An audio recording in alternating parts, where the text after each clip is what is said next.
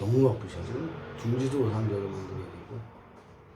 자, 오늘은 서교동에 있는 자연의 벗 연구소에 오창길 박사님 뵈러 왔습니다. 오랜만입니다. 예, 만나서 반갑습니다. 네, 근데 여기 전에 있던 사무실보다 굉장히 좀 한적한 곳 같아요. 주택가에 있어요, 분들이. 예, 서교동 지금 저희 있는 데가 아무래도 예전에 정치인들이라든가 이렇게 공무원들, 높으신 분들이 살던 골목인데요. 출판사 거리로도 유명하죠. 그래서 서교동 여기 한적합니다. 되게 좀 조용한 것 같아요. 예, 예. 자연의 벗 그러면은 저희가 알기로 제가 이해하는 것은 예.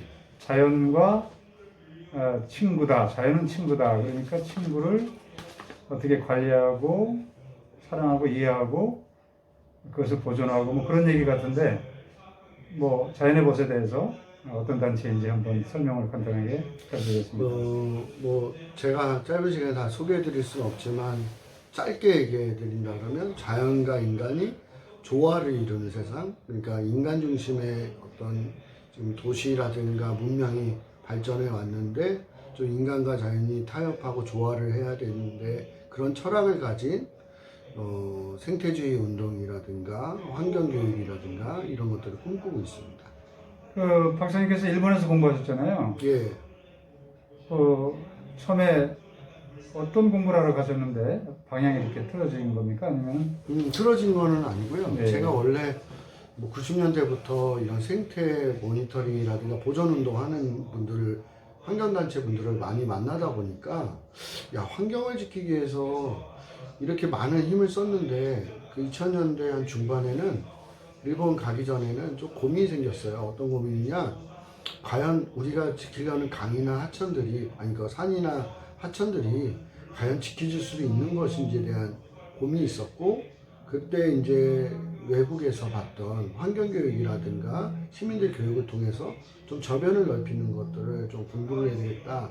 또 참여를 통해서 지키는 운동을 해야 되겠다 해서 일본에 가서 공부를 했다기보다는 시민운동하는 분들을 많이 만나서 교훈들을 많이 얻었죠. 우리하고는 자연을 대하는 태도라든가 환경을 보호한다는 그런 철학들이 많이 달랐었나요? 뭐 일본이란 사회가 우리나라랑 크게 다르지 않다고 저는 알고 있습니다. 그러니까 근대화되는 과정에서 뭐 어떻게 보면 토목 중심의 이런 많이 망가지고 도시 관리가 돼 있고, 뭐 어떻게 보면 습지도, 우리가 알고 있는 습지도 우리나라만큼 많이 파괴가 돼 있는데, 아무래도 이제 그 일본 같은 경우는 마치츠쿠리라고 해서 마을 만들기 운동 차원에서 작은 공동체에서, 이게 정치나 행정은 좀 우리랑 좀 다르지 않는데 마을에서 이렇게 생태계 보호 운동을 하시는 분들, 그런 분들의 그 활동들이 굉장히 저변이 넓다고 저는 알게 됐어요. 그래서 그런 거를 우리보다 많이 몇 년이나 앞서 있던가요? 제가 봤을 때는 1950년대, 60년대부터 이미 이렇게 습지 모니터링이라든가 숲 산림 모니터링 같은 걸 시민들이 자발적으로 하는 모임들이 굉장히 많다고 보니까, 제가 그 당시에 갔을 때는 야, 굉장히 한 30, 40년 앞서지 않았나 하는데, 최근에 이제 도현수님 같은 분들이 자발적으로 이렇게 하셔서 그런지 몰라도 최근에는 격차가, 시민운동, 특히 이게 생태보호운동은 뭐 그렇게 이제 격차가 많이 줄어들지 않았을까 싶습니다. 우리는 50년 되면 사실 먹고 살기 바빠가지고 먹고 살기 급급할 때였잖아요. 산업혁명이 일어나기 전에. 그래서 일본의 이런 환경단체들이나 협회들, 제가 기간지를 처음에 대학원 수업 때 교재를 쓸 때 50년대 초반인데 이 탐조를 하고 세밀하게 그린 프로그램들을 시민들하고 마을에서 하는 거를 제가 이런 그때 벌써 탐조 교재를 있었군요. 그게. 그렇죠. 아마 일본 뭐 잘 아시겠지만 야조회 같은 경우도 100년이 넘은 단체고, 그러다 보니까 아마 근대화되면서 영국에 이런 탐조 문화들, 시민들 이렇게 생태계 보호 운동들이 좀 들어와서 일찍이 시작한 것 같습니다. 그게 20년 전만 해도 저희는 탐조 텐트가 없어가지고 일본에 수입을 했죠. 예, 그때 한성훈 박사가 일본에 왔다 갔다 하실 때 제가 부탁을 해서 하나 구한 적이 있는데, 우리 굉장히 많이 좀 뒤떨어져 있는데, 그런 의미에서 박사님께서 이제 선두주자예요. 아는 분도 굉장히 많이 폭넓게 교제를 하시고 요즘 그래서 큰 사업들 많이 하시잖아요. 주로 뭐 어떤 것들을 들 수 있나요? 지금 저희는 시민들하고 청소년들 대상으로 하는 우리 환경 생태 교육, 그리고 최근에는 이제 생태 전환 교육이라고 교육감협의회에서는 얘기하는데요. 기후 변화가 단순히 변화 문제가 아니라 위기다, 붕괴다 이런 얘기를 하기 때문에 기후 변화와 이런 생태계 보호 활동이라든가 환경 보호 활동들을 연계시킨 그런 교육들을 했는데 서울시 교육청하고 두 가지 대표적으로 지금 서울시랑 했던 사업들을 소개해드리면 일단은 지금 중학생들 대상으로 작년에는 한 130개 학교 한 2만 명 학생들 대상으로 환경교육 했었고요. 올해 같은 경우도 한 60개 학교가 신청을 이미 하셨는데 서울시에서만 그랬고 그다음에 이제 교사들 인식증진도 해야 된다고 그래서 오늘 아마 도현 스님이 강의하러 오셨는데 교사들 한 240시간 환경교육 연수를 저희가 위탁을 받았습니다. 네, 아이들 교육도 중요하지만 어른들이 중요한 게 어른들이 아이들 이끌어줘야 되니까 어른들을 뺄 수는 없는 것 같아요, 그죠? 그래서 저희가 NGO들이 만나는 사람만 만나잖아요. 그렇죠. 그러니까 이렇게 도연하면서 대중적으로 하시는 것처럼 환경단체들도 좀 문호를 열어서 지금 오늘 오신 분들도 아마 저희가 하는 프로그램들 오늘 처음 접하시는 분들이 많고 뭐 지금 아마 오늘 경험하시면 되게 새로운 세상이 이제 열리는 건데 저희가 조금 더 대중적으로 좀 해야 되지 않을까. 그렇죠. 아까 책을 보니까 여러 가지 책이 많이 나와 있는데 도코르지스트 그런 책, 각 지역에서 있는 그 자리에서 환경운동 하는 거잖아요. 예, 마을에서. 박사님께서 책도 여러 권 많이 쓰셨죠? 많이 냈죠. 것 같은데 한번 예. 좀 보여주십시오. 예, 지금 여기 요즘에 있는데 몇 것만 좀 보여드리면 그러십시오. 네. 제일 대표적인 거는 여기 있네요. 최근에는 여기 있네요. 네, 네. 제일, 들어보시고. 네, 좋습니다. 제일 지금 대표적인 거는 그건 제가 처음 본 책인데? 환경사전이라고 네. 우리나라에는 환경사전이 없었는데 처음 듣는 거죠. 90년대 중반에 제가 우리나라 환경운동연합에서 부록으로 환경사전이 출간됐을 때가 읽다가 야 이런 환경사전이 읽으면 있으면 좋겠다 학생들이나 시민들. 근데 제가 수건 사업이었는데 한 6년 정도 번역을 했어요. 이거 환경부에서 나와야 되는 건데. 그러니까 환경부에서 나와야 되고 교육부에서 나와야 되는데 비용이 많이 들었는데 그런 것들은 어떻게 다 저희가 부담을 해서 노력봉사해서 돈은 안 되지만 대단하십니다. 그래서 이거 또 이제 일본에서 10년 동안 저도 그거 조사하고 했던 일본 환경연구노 멋집니다. 그다음에 학생들과 하는 최근에 뭐 텃밭 관련된 거 저도 전에 한번 주셔서 읽어봤습니다. 이런 책들을 한 10여 권 저희가 출간해서 우리 스님도 그렇지만은 저희가 뭐 거리 때문에 공간 때문에 만나지 못하는 분들을 저희가 어쨌든 책으로라도 교재로라도 만나야 되겠다 해서 지금 이렇게 배포를 하고 있는데요. 많은 분들이 또 피드백도 해주시고 그래서 너무 감사합니다. 그런데 이제 환경운동이라는 게 돈이 되는 운동은 아니잖아요. 돈이 되는 사업은 아니잖아요. 지금 굉장히 어려운데 여기 이제 여러분 직원들도 계시고 다 그러한 비용 조달이 또 궁금해요. 어떻게 좀 이루어지고 있어요? 저희가 일단 환경교육하는 사람들이나 환경운동하는 사람들이 좀 가난하고 어렵고 희생을 해야 된다라는 개념을 좀 바꾸고 싶었어요. 잘못된 거죠. 잘못됐어요. 그래서 저희가 충분하게 대우를 받고 대접을 받아야지 좋은 환경운동도 나오는데 지금 우리나라 환경운동하는 데 가보면 너무 저는 좀 무기력해 보여요. 왜 무기력하냐면 후원만 해달라고 그러지 우리가 실제로 시민들이나 회원들한테 줄 수 있는 게 그렇게 많지 않지 않습니까? 그래서 저희 같은 경우는 지금 한 7명의 활동가가 직원이 있는데 그분들 급여를 한 번도 뭐 못 주거나 그런 적은 없었고 대단하십니다. 그게 어떤 의미냐면 제일 중요한 건 저희가 자료가 많다 보니까 자료를 배포하고 공유하면서 일정 정도 저희가 그런 수익도 좀 있고요. 그다음에 이런 지도자 양성이라든가 교육 사업을 하면서 일부 또 경비가 생기기도 하고 그다음에 최근에는 저희가 인터넷에 이런 생태계 보호운동이나 환경교육을 하겠다고 모금을 하는데 저희가 모르는 분들이 매일같이 후원을 조금씩이라도 깨주는데 그런 부분들로 저희가 일단 자력하는 게 제일 중요하고요. 그다음에 또 하나가 이런 그 컨텐츠가 있어야 된다. 환경운동이나 환경교육에. 맞습니다.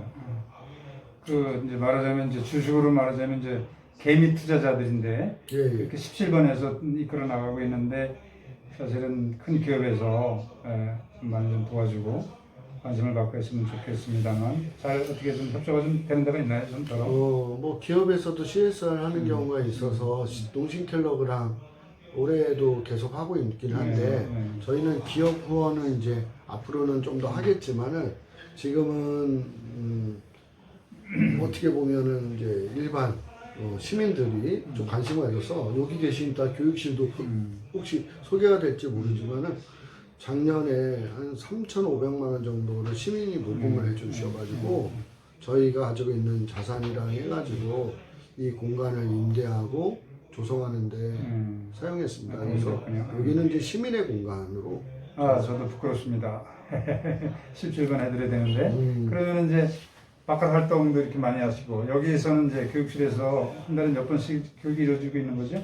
지금 이제 코로나만 아니면 거의 매일같이 교육이 이루어져야 되는 공간인데 전문가들 전문가들 오늘 하천 전문가 뭐 이런 것처럼 에너지 전문가 이런 분들이 오셔서 지금 마포구청 저희가 그 여기 보시면 제가 하나만 더 보여드리면 지금 서울시 마포구 환경교육센터로 저희가 지정이 됐잖아요. 그래서 마포구민을 대상으로 한 환경교육, 또 서울시민을 대상으로 환경교육, 또 우리나라 한국의 환경교육 받아야 될 분들을 지금 온라인으로는 전국의 시민들을 만나고 있고요.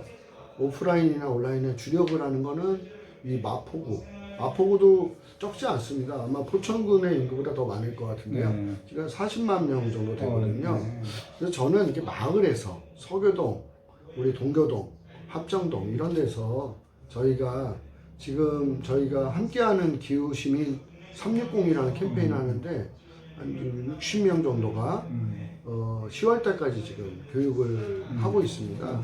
마포구민들 대상으로. 많이 이제 단체장들도 인식이 많이 좋아졌죠? 지금 교육청에서는 일단은 관심이 많아졌어요.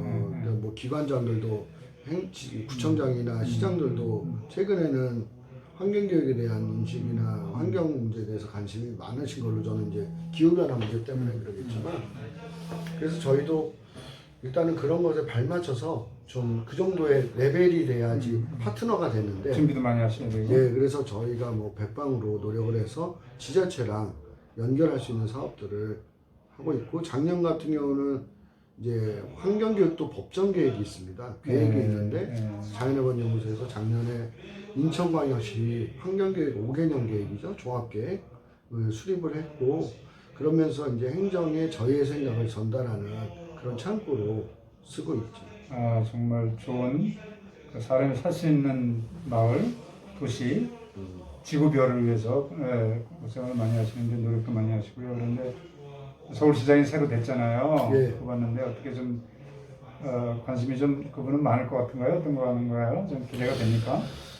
뭐 저 다 알다시피 환경 문제에 대해서는 초기에는 오세훈 시장이 굉장히 열심히 해서 그러다가 이제 정치인이 되신 분인데 최근에는 어떤 생각을 가지고 계시는지는 모르지만 기후변화 문제라든가 이런 환경 문제가 지금 전 지구적 문제이기 때문에 새로운 시장님이 지금 부동산 문제에 너무 관심이 많으신데 부동산 문제도 중요하지만 이건 저희가 더 잘 살기 위한 문제가 아니라 환경 문제는 생존의 문제다. 그래서 어쩌면 더 앞서가야 되는데 우리가 기후변화의 심리학에 가면 애써 외면한다 이런 얘기를 해요. 제가 잠깐 최근에 읽었던 책을 좀 소개해드리면 기후변화의 심리학과 정치학이라고 이렇게 책이 외국 사람이 썼긴 하지만 읽어보니까 왜 많은 정치가들은 기후변화 문제를 애써 외면할까? 제가 보니까 해결하는데 많은 그 중요한 거는 알겠지만 전문성도 부족하고 공부도 하지 않았기 때문에 그냥 캠페인이나 일회성으로만 너무 생각한다. 그래서 우리가 이번 시장도 이런 문제에 대해서 좀 1년 3개월밖에 임기가 안 남아졌지만 안 되지만 조금 더 관심을 가져주셨으면 좋겠습니다. 네, 뭐 짧다면 짧고 길다면 길고 또 차기도 또 볼 수도 있잖아요. 그런데 아직까지 환경단체 뭐 대표 주자들 좀 초대해가지고 뭐 이런 얘기 저런 얘기 들어본지는 않았죠. 아직 그런 시간이 아직 안 됐죠. 같이 서울시랑은 해볼 겨를이 아직까지는 없었지만 앞으로 그런 기회가 있지 않을까 싶어요. 저희도 한국환경회의에 지금 운영위원 단체로 참여하기 때문에 서울시에서도 이런 네트워크에 들어가 있어서 근데 아직까지는 뭐 특별히 서울시에서 연락받은 건 없습니다. 근데 사실은 우리가 환경 그러면 대부분 이제 사람들이 생각하는 게 맑은 물, 맑은 공기, 뭐 숲, 뭐 이런 것만 얘기하는데 뭐 주택 문제 요즘 뭐 말씀이 많지만 그거 다 환경이잖아요. 우리가 살아갈 수 있는 환경. 따지고 보면 뭐 우리가 주변에 뭐 음식점이 있는 것도 환경이 되고 뭐 다른 여러 가지 뭐 조건들이 모두 환경이 되는데 그런 것들을 지도자들이 좀 인식을 하는 계기가 됐으면 좋겠네요. 그래서 직원도 더 필요하잖아요, 그죠? 그렇죠. 사무실도 좀 넓어야 되고 그래서 많은 후원자들이 십시일반 후원도 하시고 또 기업인들이나 정치하시는 분들 관심을 가져가지고 좀 더 활발하게 환경운동하는 사람들이 먹고 살 걱정 없이 오로지 환경운동만 매진할 수 있도록. 근데 이게 사명감 없으면 안 되는 거잖아요. 이게 넉넉한 수입도 없고. 그렇죠. 아마 환경운동 한다 그러면은 아까 말씀드린 것처럼 뭐 대부분 좀 힘드신 분들이 많이 하는데 우리나라는 좀 기부 문화가 발달되지 않은 것 같아요. 그죠? 좀 서운하시죠 그런 거에 대해서는?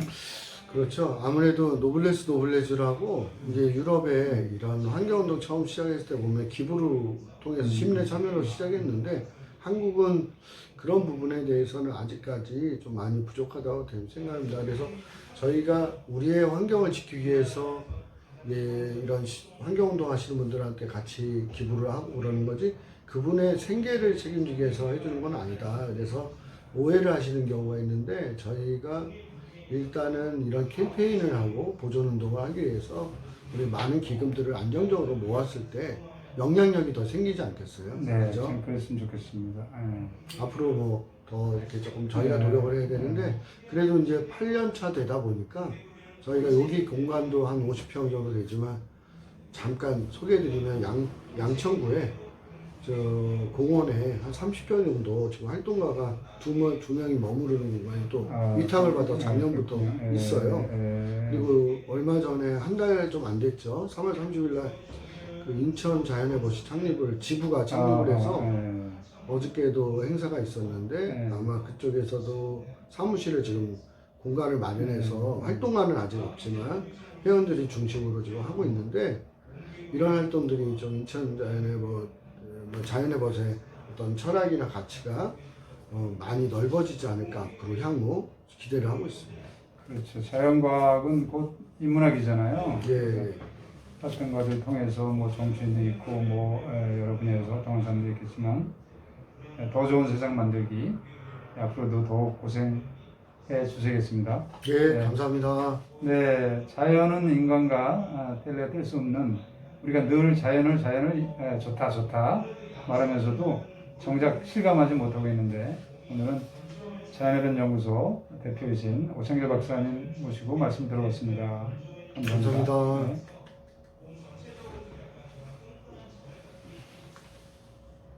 속에 사는 딱정벌레 종류라고 하겠습니다.